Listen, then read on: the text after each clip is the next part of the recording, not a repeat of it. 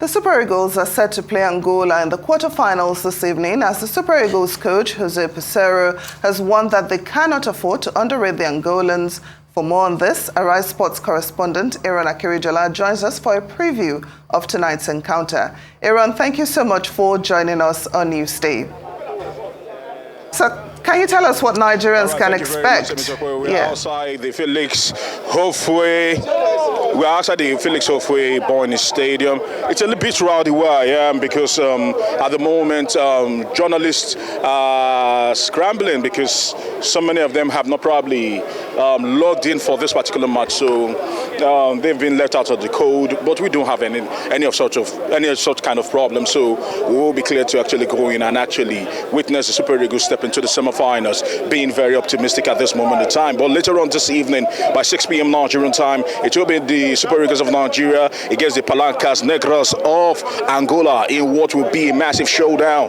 Not as blockbuster of a fixture as some others we have actually had, talking about Nigeria versus Cote d'Ivoire or Nigeria versus Cameroon. But nevertheless, this is an opportunity for the Super Eagles to stake a claim for themselves, and more importantly, not just take a claim for themselves, also step into the light, literally, because the semi-final waits, and standing in our way are the Palancas, who in time past have actually stopped the Super Eagles from getting to their desired goal. Back in 2006, en route to the World Cup that was hosted by Germany, the Super Eagles flopped. They couldn't win the game against the Palancas, and hence they were not able to qualify for the World Cup. But this time around, the Super Eagles will be hoping to banish that particular demon and actually put it all aside and step into the light. Literally, I'm not alone here in this.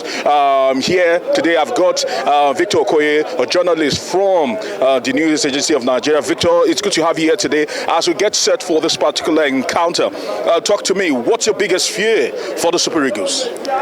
To be sincere, I don't have any fear going into this game. I expect this to be a plain sailing for the Super Eagles on paper, because we are playing against a lower ranked team, you know. But in a tournament that has been filled with surprises, in this tournament, the favorite tag might be rather a disadvantage than an advantage. But we expect the Super Eagles to be resolute, you know, and start, you know, from the front foot, and at least get an early goal. If that happens, it will settle all our nerves. All right, settle all our nerves, we will actually say. So, but before we actually step on, let me actually just establish that this is a massive fixture.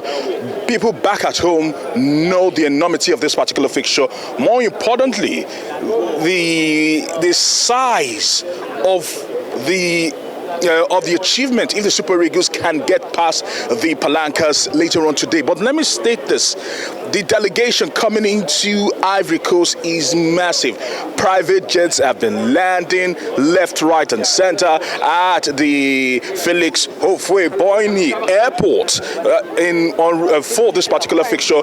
We're expecting a massive delegation. The Senate President is expected here with his entourage. As a matter of fact, we also even caught up with one man talking about presidential candidate of the Labour Party, Mr.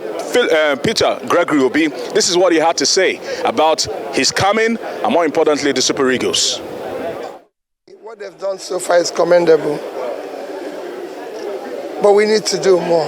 Not them, the country needs to do more to have more stars, but what they've done so far is commendable, and all my prayers and support. For me, it's about prayers for the country, for them, because their success is success of the country. As you know, they have become one of our most united force, and it's critical that we invest in sports. It is critical for us. Countries after countries like Brazil and everything have used sports critically for development. It is an area of development that we need to invest. When I talk about investment, you talk about education, health, pulling people out of poverty, and that includes investing in sports. We can do a lot with sports. Congratulations to Nigeria. They've done very well. And that is why I'm here, coming like every other ordinary Nigerian to support them. Well, thank you so much for that update, Aaron, and all the best for tonight's game. If you have any predictions as to the amount of goals that will be scored, that would be nice to know.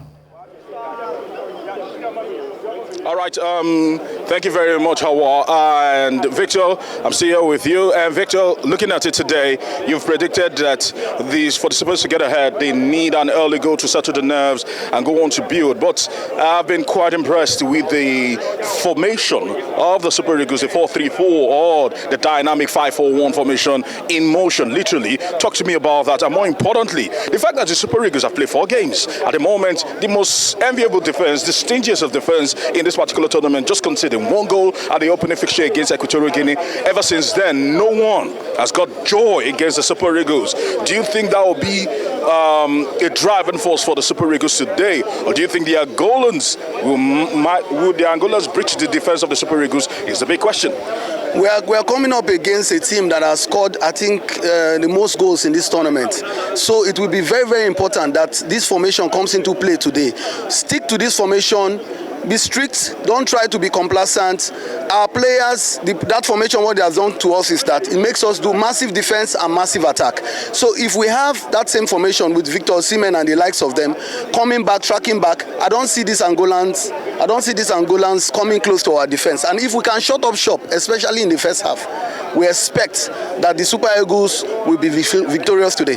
All right, the Super Eagles will be victorious today. That is what it says. We are actually counting down to the exact time for the Super Eagles as they will be taking on the Palancas of Angola in what will be a massive war of attrition, with the knowledge that the winner of that particular one will be stepping into the next round, while the loser will bow the dust and will be greeting this particular tournament goodbye. We've seen massive upsets in this tournament, so we cannot take this particular fixture lightly. We are going against the lowest ranked team in this tournament. At the moment, thanks to the fact that the top 5 teams in this tournament have been put out, means that the Super Eagles are the highest ranked team.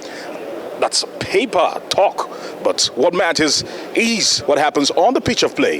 What matters is what the players do and execute in 90 minutes or maybe 120 minutes. And I'm sure they will not want to go into the lotteries of penalties, because it's anyone's game and anything can literally happen. It is the Super Eagles against the Palancas, 6 p.m. Nigerian time, 5 p.m. here in Cote d'Ivoire. And I must say, we are hoping that the temperature actually drops. It's an agonizing 36 degrees at the moment. I'm literally baking under the sun here, sweating and perspiring heavily. I can just feel, I'm just feeling what the players will be going through later on this evening, with the hope that probably the temperature drops, is a little bit calmer and is more serene to play football. Hope so. Aaron Akirijala, thank you so much for joining us on Newsday.